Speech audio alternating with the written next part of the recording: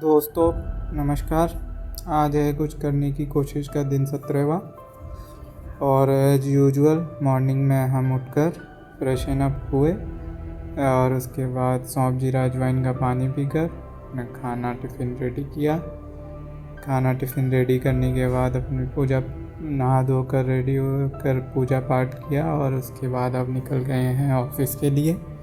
दोस्तों जैसा आप देख पा रहे हैं बारिश का रिमझिम बारिश हो रही है और मैं आज रेनकोट नहीं पहना हूँ क्योंकि रेनकोट काफ़ी हैवी सा हो जाता है और बारिश उतनी तेज़ नहीं थी। अब बस ये है कि ऑफिस बिना भीगे पहुँच जाएं तो बेटर है। दोस्तों जैसे आप देख पा रहे हो आज मैंने रूट डाइवर्जन यूज़ किया है, दूसरे रूट से आ रहा हूँ क्योंकि हमारा जो मेन एंट्रेंस है उस पर सीवरेज का काम चल रहा है जिसकी वजह से मेन एंट्रेंस क्लोज है। और दोस्तों आज जो अपन एक जनरल बात करने वाले हैं, एक तो देखिए ये मौसम जो इतना खूबसूरत मौसम है, रोज़ एक ही बात बोलते बोलते थक जाऊंगा। अभी आप सीन देखना दोस्तों, जितना भी आ पाएगा मैं दिखा पाऊंगा। कोटा की बारिश कोटा को इतना खूबसूरत बना देती है, आप ये खुद महसूस करेंगे दोस्तों। चलिए दोस्तों मौसम का तो मज़ा आप लेते रहिए, साथ साथ ये मेरी जो बातें हैं इनको भी सुनते रहिए, गौर फरमाते रहिए। दोस्तों एक मुझे ऐसा लगता है कि हमें जो मैच्योरिटी आती है ना वो बहुत सारी चीज़ों को क्लैरिफाई कर देती है। एक मैच्योरिटी आने के बाद हमको फील हो जाता है कि एक्चुअल में कौन अपना है कौन पराया है। और मैं ये बहुत सारी चीज़ें दोस्तों ऐसी हैं जो बोल रहा हूँ लेकिन रिलेटेबल मतलब एक साथ रिलेट नहीं कर पा रहा हूँ। कई बार शायद नया हूँ तो एक्सपीरियंस की कमी है मे भी, इसलिए बट ट्राई कर रहा हूँ मैं कि सारी चीज़ों को जो भी मेरी फीलिंग्स हैं उनको एक जगह लाकर एक्सप्रेस कर पाऊँ। दोस्तों जैसे मैं मैच्योरिटी की बात कर रहा हूँ तो मैच्योरिटी की बात कुछ इस तरह से थी कि जैसे जैसे हमें समझ आती है, जैसे मुझे पहले अकेले रहना कॉलेज टाइम पे अकेले रहने में कोई प्रॉब्लम नहीं होती थी 25-26 साल की उम्र तक, लेकिन अब जैसे मैं अपने 29-30 का होने वाला हूँ तो अब मुझे ये एक चाह है कि मैं मेरे पेरेंट्स के साथ रहूँ, मेरी फैमिली के साथ रहूँ, मेरे भैया के साथ रहूँ, है ना, मेरी बहन के आसपास रहें। तो मतलब एक अपने पापा की हेल्प करें, पापा कहीं जा रहे हैं ड्राइव करके उन्हें बिठा के ले जाएं। बहुत सारी चीज़ें होती हैं दोस्तों मन में एक एज के बाद आने लगती हैं। पेरेंट्स की थोड़ी सी हेल्थ की इश्यूज़ की चिंता रहती है कि बीमार होते हैं तो अकेले जा रहे हैं तो हम उनको सपोर्ट बने इस उम्र में। तो दोस्तों यही है मेरा एक बेसिक जो पॉइंट वो ये है कि मैच्योरिटी हमारी थॉट को भी बदल देती है और ये बिल्कुल डिफरेंट कर देती है। क्योंकि पॉइंट ये है कि मतलब जैसे जैसे हम मैच्योर हुए तो दोस्तों पहले हमारी प्रायोरिटीज़ कुछ और थी। पहले हमें ये सब नहीं था, पहले मेरे फादर रिटायर नहीं हुए थे, उससे पहले जब वो जॉब करते थे प्रॉपर तब भी घर पे सब लोग ऐसे माता जी और पिताजी तब भी अकेले ही रहते थे। मेरे भैया भी शुरू से बाहर रहे हैं और मैं भी 2012 से बाहर रह ही रहा हूँ। तो दोस्तों एक एज के बाद जो आपके माइंड में चीज़ें आती हैं वो बहुत अलग चीज़ है और वो चीज़ों का क्या है, उन्हें मैच्योरिटी से आप रिलेट कर सकते हैं। मैं ये नहीं कहूँगा कि आप बाहर नहीं निकलो, ये एक्सक्यूज़ हैं ये हैं, नहीं दोस्तों। मैं ऑलमोस्ट 13 साल हो जाएंगे मुझे बाहर रहते हुए। बाहर रहना प्रॉब्लम नहीं है, बाहर रहना रीज़न है ना, क्योंकि मैं बेसिकली छोटी सिटी से बिलोंग करता हूँ तो वहाँ पे बहुत ज़्यादा अपॉर्चुनिटीज़ हैं नहीं जॉब्स और करियर को लेके, तो इसलिए बाहर निकलना ही बनता है। ये तो पॉसिबल नहीं था कि वहाँ पे रह के कुछ, या तो फिर अब ये है दोस्तों कि मैं मतलब एक चीज़ जो फील करता हूँ कि आप घर से बाहर रह के बहुत कुछ सीखते तो हैं, बिल्कुल सीखते हैं, ऐसा नहीं कहूँगा, सर्वाइवल आता है आपको, लेकिन किस कीमत पे दोस्तों। हर चीज़ की कीमत उसके आउटपुट से ज़्यादा हो तो फिर मुझे लगता है कहीं ना कहीं हम उस चीज़ में नुकसान के सौदा कर लिए। क्योंकि क्या है दोस्तों, मैंने ये मेरी लाइफ का जो फेज़ था ये वाला फेज़ तो निकल गया। मैं मेरी फैमिली के साथ नहीं रहा, मैं मेरे जो पेरेंट्स के साथ जो एक्सपीरियंसेस शेयर करता, उनसे चीज़ें सीखता, ग्रैब करता, तो वो तो फेज़ मेरा नहीं रहा दोस्तों, वो तो निकल ही गया एटलीस्ट।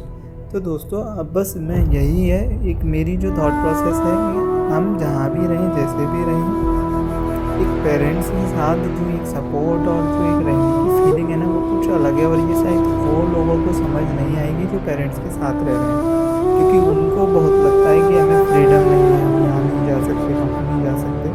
लेकिन दोस्तों मैं 13 साल से अकेला रहा हूँ तो मैंने देख लिया कि फ्रीडम आपको तभी अच्छी लगती है जब आप पे रोक टोक हो। अगर आप कहीं ओपन ऐसे अकेले फ्रीडम रह रहे हैं, तब आपको वो फ्रीडम बिल्कुल भी एन्जॉयमेंट नहीं देती। इवन आपको फ़ील होता है कि आप क्यों ही, मतलब ये क्या सब है, एक ही लाइफ मिली, वो भी आप नहीं स्पेंड कर पा रहे अपने लव्ड वंस के साथ, है ना। और बेसिकली बात वही फैमिली पे आ जाती है कि अगर देखिए, आज अगर अपन फैमिली की बात करते हैं तो फैमिली ही सब कुछ होती है हर इंसान के लिए मेरे हिसाब से। कुछ जो डिस्प्यूट विस्प्यूट जो आपस में होते हैं वो चीज़ें अलग हैं, उनके बारे में नहीं बोल रहा हूँ, बाकी मोस्टली लोगों के लिए फैमिली ही इम्पोर्टेंट होती है। और हर, इवन बॉय हो या गर्ल हो, फैमिली के लिए, अपने पेरेंट्स के लिए कोई कुछ भी कर सकता है। तो दोस्तों एक जो कनेक्शन है ना, मतलब पेरेंट्स के साथ जो प्योरिटी वाला कनेक्शन होता है ना, मुझे नहीं लगता वो इस दुनिया में कहीं मिलता है।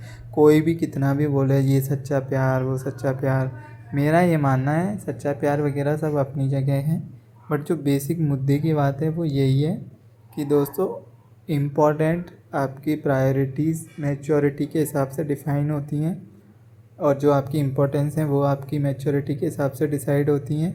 सो जस्ट चिल रहें अपनी लाइफ में। अपनी प्रायोरिटीज़ जब आपको समझ ना आए तो उनको अपनी समझ के भरोसे छोड़ दें, क्योंकि आपके माइंड में जो चीज़ें आएंगी, कुछ रिश्ते ऐसे होते हैं जो आप टेम्परेरी बनाते हैं कंफर्ट के लिए, पर दोस्तों रिश्तों का असल मीनिंग कंफर्ट नहीं होता है।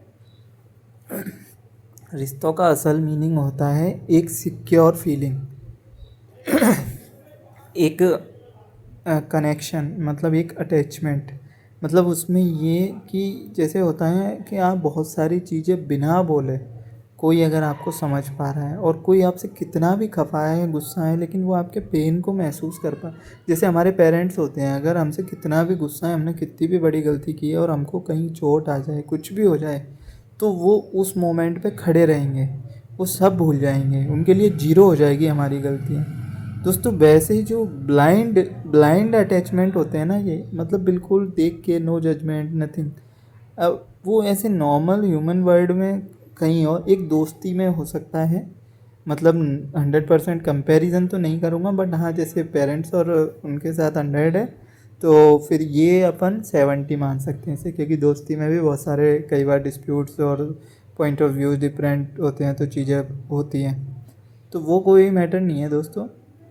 अब अपन एक बात करें कि जैसे आजकल जो मैं नोट कर रहा हूँ कि लोगों को मतलब बाहर निकलना है कैसे भी घर से या फ्रीडम के लिए, दोस्तों आप जाओ, बिल्कुल फ्रीडम से जाओ, एंजॉय करो, सब करो, लेकिन दोस्तों एक चीज़ हमेशा माइंड में रखो कि आपकी या फिर मेरी अपनी अपनी फैमिलीज़ के लिए रेस्पॉन्सिबिलिटीज़ हैं। अपनी फैमिली ने जो स्ट्रगल किए हैं वो अपन लोगों के लिए ही किए हैं, अदरवाइज़ वो हम लोगों को इतना वो ना बनाकर खुद के कंफर्ट का अरेंजमेंट बहुत इजीली कर सकते थे, बट उन्होंने हमारे लिए इतने सारे सेक्रीफाइसेस किए हैं।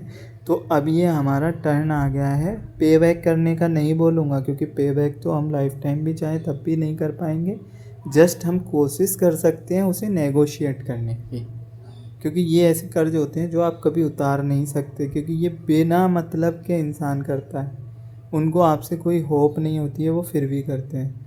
तो दोस्तों बस यही है कि ये कुछ मैच्योरिटी की थॉट्स थी जो मैं आप तक लाने की कोशिश किया हूँ। मेरे जो भी छोटे भाई बहन इनको देख रहे होंगे, चीज़ों को समझ रहे होंगे, तो वो कहीं ना कहीं कभी कभी पेरेंट्स से ऐसा होगा कि ऊंची आवाज़ में बात कर रहे हैं, पेरेंट्स ने डांट दिया, कई बार ऐसा नहीं बोलूँगा, पेरेंट्स भी कुछ गलत बोल जाते हैं आजकल की जनरेशन के हिसाब से। तो मैं पेरेंट्स को तो बस इतना ही बोलूँगा कि एक बार बच्चों को थोड़ा सा समझने की कोशिश करें, और बच्चों को ये बोलूँगा कि थोड़ा सा होल्ड करना सीखें। अगर कोई बात किसी ने बोली है तो उसे इस कान से सुन के उससे निकलो। अपने घर के माँ बाप के लिए, अपने बड़े भाई के लिए या बड़ी बहन के लिए थोड़े से बेशर्म बन जाओ। सेल्फ़ रेस्पेक्ट साइड में रख दो, क्योंकि सेल्फ़ रेस्पेक्ट जब काम आती है जब आप कहीं और किसी और के लिए हो, लेकिन ये आप इनके ही अंश हैं, इन्होंने ही आपको बड़ा किया है, तो यहाँ सेल्फ़ रेस्पेक्ट का मेरे हिसाब से ऐसा कोई मतलब नहीं है।